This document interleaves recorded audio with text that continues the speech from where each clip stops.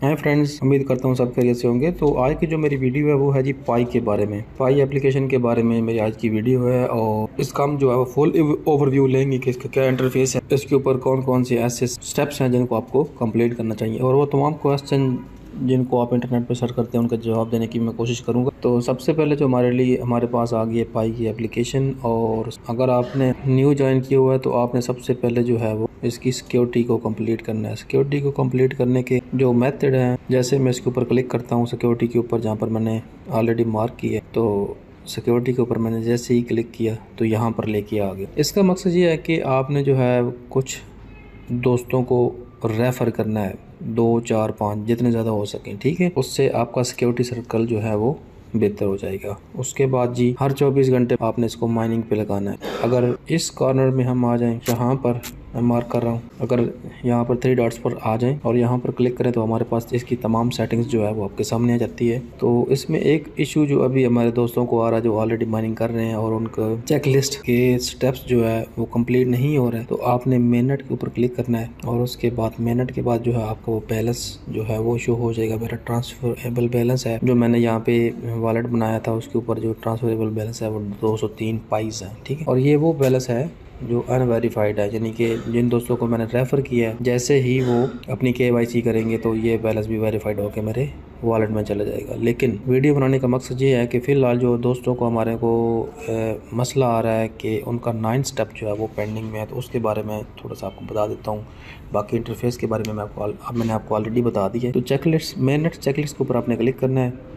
उसके बाद चेकलिस्ट जैसे ही आपकी ओपन होगी तो जो न्यू हमारे दोस्त हैं जिन्होंने अभी पाई को डाउनलोड किया या चलाया तो वो प्ले स्टोर से भी उनको मिल जाती है। उसके बाद आपने क्या करना है, सबसे पहले इनका पहला स्टेप कंप्लीट करना है। यहाँ पर पाई को डाउनलोड कर लेना एप्लीकेशन को मोबाइल में।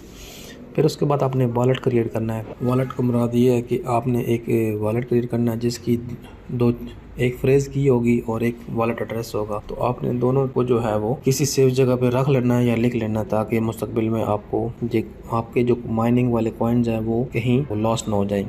उसके लिए एक फ्रेज़ की और वॉलेट एड्रेस का याद होना ज़रूरी है आपके पास। उसके बाद जी है हमारे पास नीचे अगर स्टेप नंबर 4 पे आ जाएं तो कमिट लॉकअप कॉन्फ़िगरेशन। तो लॉकअप का मतलब ये होता है कि आपने जो माइनिंग स्टार्ट की हुई है, जो ऑलरेडी जिन दोस्तों ने माइनिंग स्टार्ट की हुई है, तो वो लॉकअप ड्यूरेशन का मतलब ये होता है कि आपने अपनी पाइस को कितने अरसे के लिए लॉक करना है, उससे कितना जो है उससे आपने प्रॉफिट कमाना है।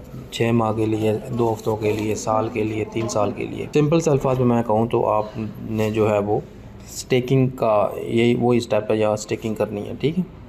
फिर उसके बाद है जी हमारे पास, यहाँ अगर नीचे आ जाए सिक्योर योर अकाउंट, आपने सिक्योर करना है। फिर उसके बाद sign in acknowledgement to receive token, ये स्टेप आपने कंप्लीट करना है। सिर्फ जो है सिंपल सा आपने साइन इन करना है ब्राउज़र को इसमें। फिर उसके बाद आपने अपनी KYC जो है वो सबमिट करनी है। KYC के सिंपल स्टेप है, आपने जो है वो अपना फेस और नेशनल ID, अगर आप पाकिस्तान से हैं तो वो चीज़ें आपने KYC करनी है। KYC का मतलब होता है नो योर कस्टमर, ठीक है। उसके बाद आपने रिजल्ट्स के लिए वेट करना है और मेरा 8 स्टेप तक कंप्लीट हो गया। और जो 9 स्टेप है वो हमारा मेन जो है उसके ऊपर मैं वीडियो बना रहा हूँ कि मेन जो हमारा 9 स्टेप है वो क्यों, उसकी में कोई परेशानी तो नहीं है, क्या हमारी प्राइस जो है वो कहीं लास्ट हो जाएंगे जब इसका मिनट लॉन्च हुआ जाए, इसका मार्केट में रेट आया तो उसके बारे में बात करूंगा। जिन दोस्तों को ऑरेंज कलर का जो आ रहा है उन्हें परेशान होने की जरूरत नहीं है, जितनी भी कॉइन्स हैं वो कहीं नहीं जाने वाले, वो उनको ज़रूर मिलेंगे। अगर हम बात करें कि उन्होंने यहाँ पे इंस्ट्रक्शन क्या दिया, तो यहाँ पे आप अगर क्लिक करते हैं तो migrate to mainnet, congratulation you have been added to the